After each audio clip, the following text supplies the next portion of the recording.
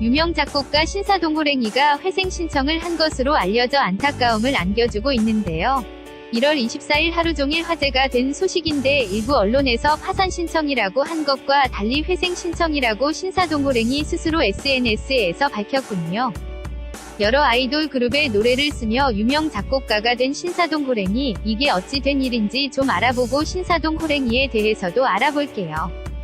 1아이돌을 꿈꾸던 작곡가 신사동 호랭이 본 명의 호양은 1983년 6월 3일 경북 포항에서 태어났습니다. 이제 36살, 한창 나이죠. 신사동 호랭이라는 예명은 김건모와 게임을 하던 시절에 만들었다고 하는데요.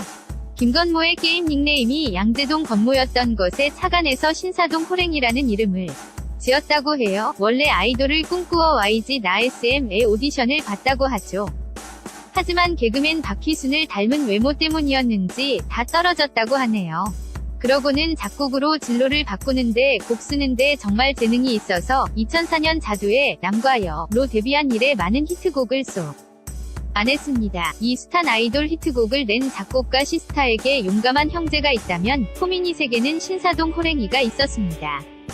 이른 나이에 작곡가로서 성공을 거둔 신사동 호랭이는 주얼리 같은 옛 아이돌 그룹 김종국, 유채영 등의 노래를 쓰다가 현아의 포미닛으로 대박을 터뜨리게 되죠. 포미닛의 하트 투 하트, 거울아, 거울아 등 대부분의 대표곡을 썼고 티아라, 비스트, 시크릿 같은 아이돌 그룹의 리즈 시절에도 신사동 호랭이가 있었습니다. 최근에 에이핑크, 우주소녀, 그리고 현아와도 꾸준히 작업을 했는데요. 그렇게 히트 곡이 많은데도 재정적으로 힘들어질 수 있느냐는 팬들의 반응이 나올 법도 하죠. 그런 그가 직접 양성에 나선 그룹이 바로 EXID였습니다. 3EXID 위 유례 없는 역주행, 그리고 회생까지 신사동 호랭이가 프로 듀싱한 EXID는 이제는 잘 알려져 있다시피 2012년에 데뷔했습니다. 하지만 팬의 위아래 직캠으로 가요계 사상류에 없는 역주행을 했을 때가 2014년이었죠.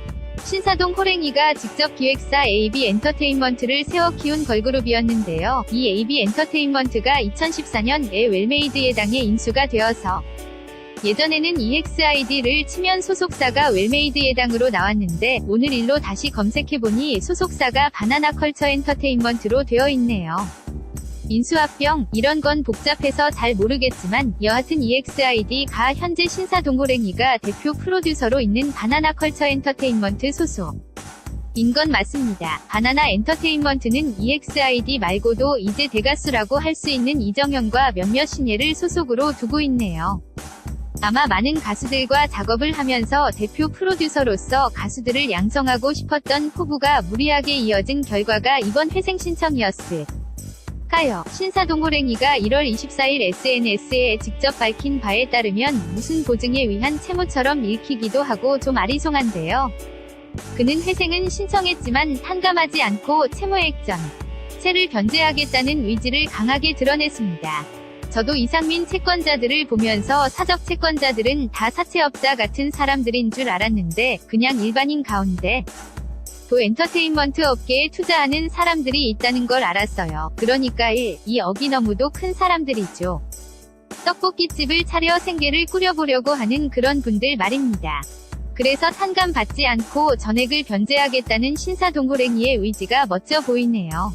아직 아주 젊고 왕성하게 활동할 나이니 다시 잘 일어설 수 있으리라고 믿습니다.